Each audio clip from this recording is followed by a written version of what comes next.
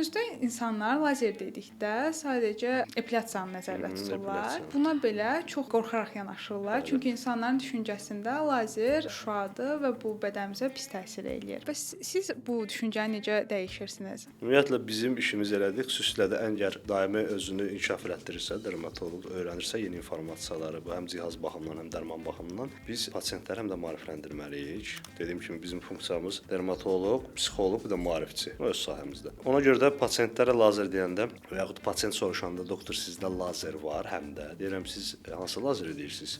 Onda sual yaranır. Hansı başqa neçə növ lazer var ki? Sualı o formada verəndə artıq başa düşür ki, lazer başqa bir anlayışdır. Sadəcə ilk ən məşhurlaşan epilyasiya lazeri olub deyə bizdə. Daha epilyasiya sessiyasını demirlər, elə lazer deyirlər. Artıq mən sırf öz pasientlərimi elə maarifləndirirəm və yaxud video roliklər hazırlayanda onu vurğulayıram. Başa düşürlər ki, lazerlər cürbəcürmüş. Ən çox qorxu olur UVB terapiyasında. Bir şua kimi yanaşırlar. Biz deyirik bu işıq terapiyası. Termini ümumiyyətlə işıq deyirik. Lazerlərdə də olur o. Bəs bu yaşda olarmı? Uşaqdır və yaxud 28 yaşlı bir adamdır, olarmı? Deyəm 4 yaşlı körpə edirik bunu. Bunlar radioaktiv deyirlər. Bu bıçaq qədərdir təsir orqanizmə. 1 milli cərrah bıçaq girəndə necə ki sizin qarın ağrınız olmayacaq və yaxud başqa bir probleminiz. Bu da eynidir.